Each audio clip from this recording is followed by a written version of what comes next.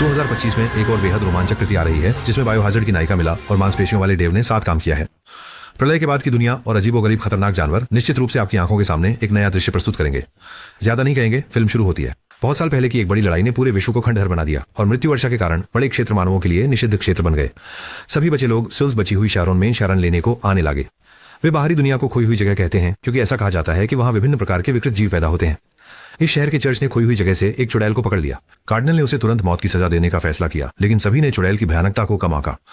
उसकी आंखों में ऐसी जादुई शक्ति थी जो लोगों के दिलों को भटकाने की क्षमता रखती थी। एक अनुयायी भ्रम में खो गया और उसने खुद ही चुड़ैल को छोड़ दिया, यहाँ तक कि अपने साथी को भी गोली मार दी। एक शिकार और प्रतिशोध का मुकाबला परित्यक्त इमारत में हुआ।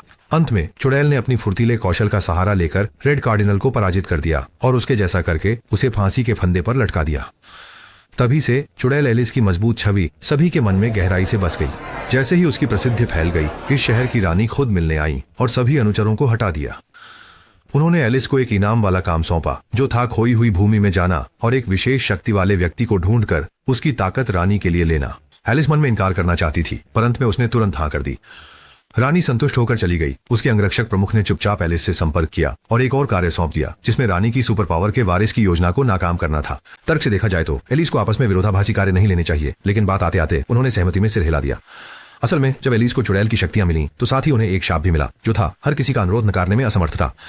यही वजह है कि वह वर्षों से खोए हुए क्षेत्र में रहती हैं और किसी से संपर्क करने से डरती हैं। जब सभी लोग चले गए तो आयरिस ने चुड़ैल की दिव्य दृष्टि की क्षमता को सक्रिय किया। खोई हुई भूमि की खोपड़ी नदी तट पर कुछ शिकारी एक वेयरवुल्फ नाम के क्षमता धारक का पीछा कर रहे थे। दुर्भाग्यवश कुछ ही झगड़ों में वे उसके द्वारा टुकड़े टुकड़े कर दिए गए। आयरिस का पूरा शरीर ठंडे पसीने से भीग गया। हालांकि यह वेयरवुल्फ बहुत शक्तिशाली था, लेकिन झाग क्षमता धारकों में उसकी सुपर पावर को छीनने में सबसे आसान था। आयरिस ने पीछे मुड़कर शहर में सबसे प्रतिष्ठित इनामी शिकारी बोयो को खोजा। कहा जाता है कि वह लंबे समय से खोई हुई भूमि में भटकता रहता है और वहां की स्थिति से बहुत परिचित है। एलिस ने बड़ी मात्रा में इनाम की पेशकश की। उम्मीद है कि बॉयस उसे वेयरवुल्फ तक ले जाएगा और पूर्णिमा की रात को उसे मार देगा। कहावत है कि धन से लोग प्रभावित होते हैं, इसलिए बॉयस ने खुशी खुशी इस काम को स्वीकार कर लिया। हालांकि एलिस ने एक सावधानी बरती, बाकी का इनाम खोपड़ी नदी के किनारे ही दिया जाएगा। ठीक इस समय लाल वस्त्रधारी कार्डिनल कुछ अनुयायियों के साथ शराब खाने में घुसा। जाहिर है कि वे एलिस को पकड़ने आए थे। बॉयस ने जल्दी से प्रतिक्रिया दी और अपनी बंदूक के खोल से एक सांप का फंदा फेंका। जब अनुयायी अराजकता में फंसे थे, वह और एलिस पहले ही भाग चुके थे। थोड़ी देर बाद चर्च के महाधर्माध्यक्ष को संदेश मिला, जिसके बाद उन्होंने चुड़ैल को एक गुप्त मिशन के लिए खोई हुई जगह जाने का काम सौंपा। महाधर्माध्यक्ष का चेहरा विकृत हो गया। यह दर्शाता है कि किसी भी कीमत पर चुड़ैल को शहर वापस लाना है। और इसी दौरान एलिस और बॉयस शहर के बाहर एक छोड़ी हुई इमारत में रात बिता रहे थे। दोनों पहली बार मिले थे और उनमें कोई विश्वास नहीं था। एलिस गहरी नींद में थी जब उसे अचानक महसूस हुआ कि कोई उसके पास आ रहा है। ओइसी की कलाई में हलचल हुई। उसने एलिस पर हमला करने वाले विषैले बिच्छू को मार दिया। दोनों ने एक दूसरे की आंखों में देखा, जैसे कि सब कुछ बिना कहे ही स्पष्ट हो गया। पूर्णिमा की रात तक केवल 5 दिन बाकी थे। एलिस कोई समय बर्बाद नहीं करना चाहती थी। वे पूरे दिन रेगिस्तान पर दौड़ते रहे और अंततः एक फार्म हाउस के सामने पहुंचे। यहाँ एक भाई बहन रहते थे जो बॉयस के कई वर्षों के दोस्त थे। बहन के साथ उसका रिश्ता खास था। बॉयस हर बार जब भी बाहर मिशन पर जाते थे तो यहाँ एक रात के लिए अवश्य ठहरते थे। दोनों भले ही पति पत्नी के नाम से न हो, लेकिन एक दूसरे की बहुत कद्र करते थे। अगले दिन निकलने से पहले बॉयस ने आगे की यात्रा को लेकर चिंताएं व्यक्त की। वर्तमान गति से कंकाल तट पर पहुंचने में कम से कम 1 सप्ताह का समय लगेगा। एलिस स्वाभाविक रूप से सहमत नहीं होगी। उसे पूर्णिमा की रात को और वेयरवुल्फ के निवास क्षेत्र के अंदर उसे मारना होगा, तभी शक्ति छीनने की रस्म पूरी हो सकती है। बॉयस को सिर्फ मार्ग बदलना पड़ा, यानी कि रेलवे लाइन के साथ जाना, जिससे 2 से 3 दिन का समय बच सकता है। एलिस और बॉयस ने भाई बहन से अभी विदा ली थी कि चर्च ने शहर से ट्रेन चलाकर उनका पीछा किया। उन्होंने निशानियों को देखकर जल्द ही इस जोड़ी को ढूंढ लिया। भाई की जान खतरे में देखकर बहन ने आखिरकार एलिस का अंतिम गंतव्य बता दिया। अब पूर्ण चंद्रमा की रात तक सिर्फ 3 दिन शेष हैं। एलिस पहले ही खोए हुए इलाके के मुख्य क्षेत्र में प्रवेश कर चुकी है। जहां तक नजर जाती है, हर जगह जर्जर इमारतें हैं। शहर के ठीक बीच में एक गहरी दरार इसे विभाजित कर रही है। सौभाग्य से बॉयस को जल्दी से गुजरने का एक उपाय पता है और फिर वह एलिस को एक खंडहर इमारत में ले जाता है। यहाँ उनके एक पुराने दोस्त रहते हैं जो विशेष रूप से रोपवे का कारोबार करते हैं, राहगीरों को दरार की घाटी को तेजी से पार करने में मदद करने के लिए। हालांकि बॉयस ने काफी देर तक आवाज लगाई, लेकिन उसे कोई जवाब नहीं मिला। उसके मन में एक अशुभ शंका उठी। उसने इमारत का एक चक्कर लगाया पर उसे पता चला कि सामने वाले को किसी ने बीम पर फांसी पर लटका दिया है। जाहिर है कोई उनसे पहले वहां पहुंच चुका था। बॉयस ने घूमकर देखा, फिर से उन जिद्दी चर्च सदस्यों को देखा जो इस बार स्पष्ट रूप से तैयारी के साथ आए थे और साथ में उन्होंने बॉयस की आत्मा साथी को भी लाया था। कार्डिनल ने कुछ कहे बिना सीधा गोली मारकर छोटी बहन की हत्या कर दी। बॉयस ने गुस्से में चिल्लाते हुए हथियार निकाला और अनुयायियों के साथ टकराने का फैसला किया, और यही तो कार्डिनल चाहता था। अच्छी बात यह है कि एलिस ने अपने होश नहीं खोए और उसने बॉयस को जबरदस्ती पकड़कर घटनास्थल से भाग निकलने में मदद की। 1 सेकंड भी देर होती तो टैंक उन्हें चूर चूर कर देता। दोनों तेजी से मिनी बस में चढ़कर बने केबल कार में चढ़े और जबरदस्ती चालू करने के बाद वे तेजी से दरार के दूसरी ओर फिसल गए।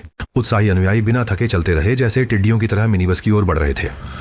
एलिस और उनकी साथी अद्वितीय शक्ति के साथ लग रहा था कि वे पीछा करने वालों को पूरी तरह से समाप्त कर देंगे।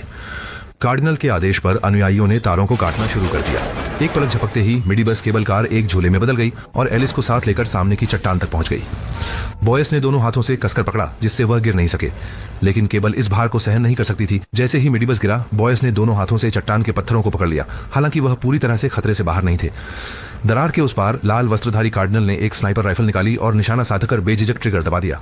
वह फिर से गोली चलाने की तैयारी कर रहा था। तभी एलिस ने जादुई शक्ति का उपयोग किया और लाल परिधान वाला पादरी एक पल के लिए भ्रमित हो गया। जब उसे दोबारा होश आया तो एलिस और ब्रॉयस पहले ही भाग चुके थे। आगे के काले बादल बेहद भयानक लग रहे थे। दोनों लोग एक खंडहर के किनारे पर आए और अपने घावों का उपचार करने लगे। ब्रॉयस ने दांत पीसकर मांसपेशियों में ढंसी गोली निकाली, लेकिन बहुत कमजोर होने के कारण वह बेहोश हो गया। एलिस ने स्टील की सुई निकाली और ध्यान से उसका घाव सिल दिया। बॉयस के जागने के बाद भी वह अपने मारे गए भाई और बहन को नहीं भूल पा रहा था। वह मानता था कि चर्च की हरकतें खोए हुए स्थान के हत्यारे से भी अधिक क्रूर थीं। यही कारण था कि वह बाहर भटकता रहा और शहर में नहीं रहना चाहता था। एलिस सहानुभूति से सिर हिलाती है। इस समय उन्होंने महसूस किया कि कुछ अर्थों में वे वास्तव में एक ही प्रकार के लोग हैं। इस बीच दूर शहरी महल में रानी को आखिरकार एक बड़ी खुशी की खबर मिली। वह गर्भवती थी। हालांकि बूढ़े राजा कई वर्षों से बीमार थे। पेट में पलने वाला बच्चा निश्चित रूप से उनका नहीं था। रानी की नजर में यह राजा केवल उसके लिए सत्ता में पहुंचने का एक साधन था, लेकिन रानी के दिल का सबसे प्रिय वास्तव में कई वर्षों से जानने वाला इनाम शिकारी बॉय था। अब उसने आखिरकार उस व्यक्ति के बच्चे को गर्भ में धारण कर लिया है और राज्य को नाम मात्र का उत्तराधिकारी मिल गया है। इस वृद्ध राजा की अब कोई आवश्यकता नहीं थी। रानी ने उसे बड़ी निडरता से बिस्तर पर दम घुटकर मार डाला। एक पल में उसने धर्मगुरु को ढूंढ लिया, बशर्ते कि वह उसके सत्ता के सिंहासन पर बैठने का समर्थन करे। वह सुनिश्चित कर सकेगा कि चर्च सदा के लिए कायम रहेगा।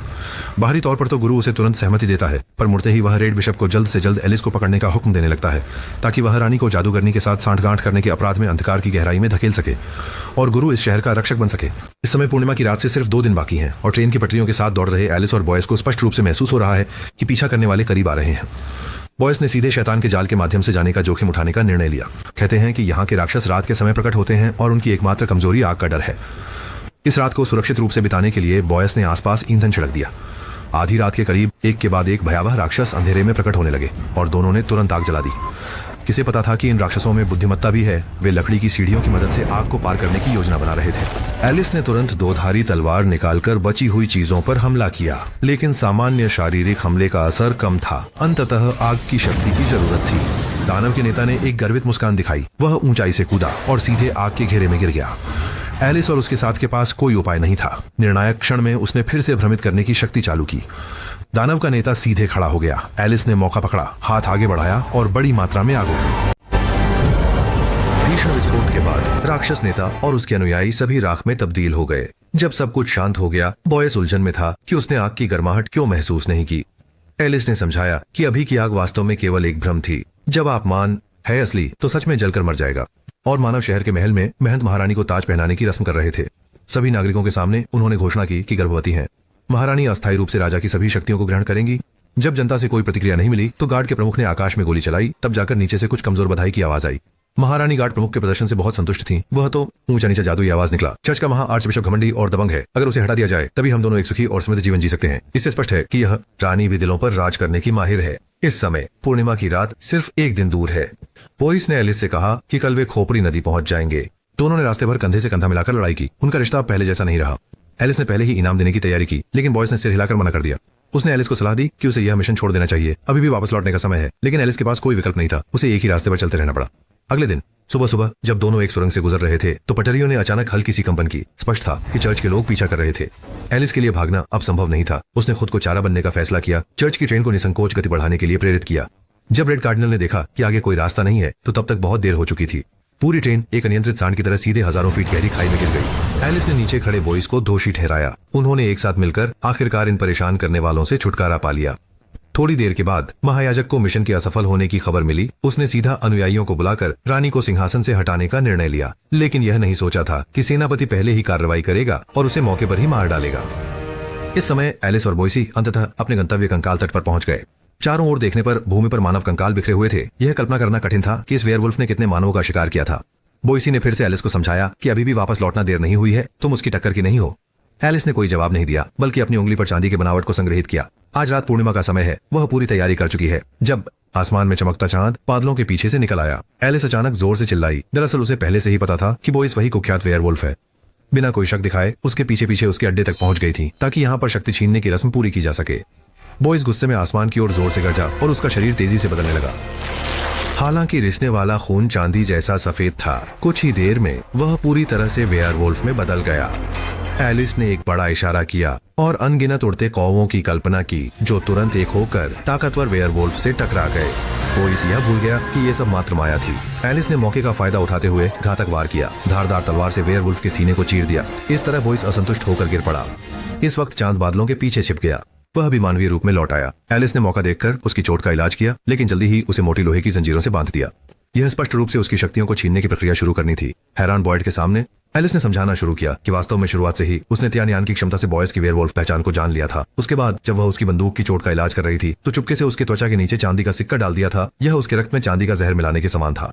इसीलिए शक्तिशाली वेयरवुल्फ एलिस के सामने एक भी वार नहीं झेल सका। जैसे ही जादूगरनी समारोह शुरू करने वाली थी, बोइस ने अचानक एलिस से अपनी एक इच्छा पूरी करने की मांग की कि दोनों हमेशा साथ रहे, साथ शिकार करें, साथ लड़ाई करें।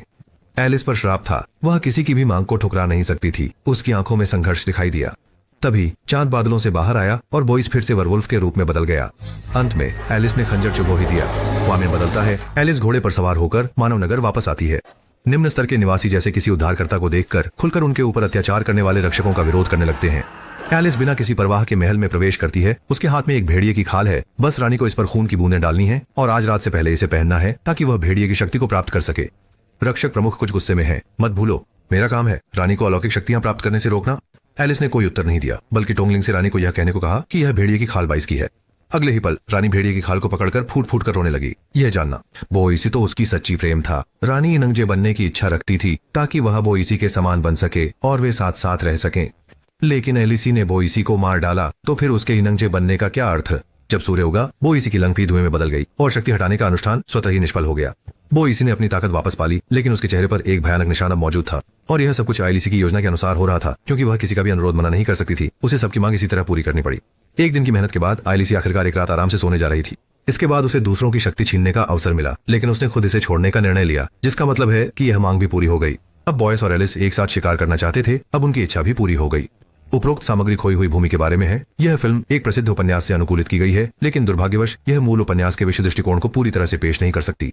पटकथा लेखक बहुत कुछ कहना चाहते थे, लेकिन सीमित समय के कारण कई जगहों पर केवल सतही तौर पर स्पर्श किया गया है, जिससे यह एक दृष्टांत जान पड़ता है। चलो आज के लिए इतना ही। जिन लोगों की अलग राय है वे टिप्पणी अनुभाग में लिखकर चर्चा कर सकते हैं। अगले एपिसोड में फिर मिलेंगे।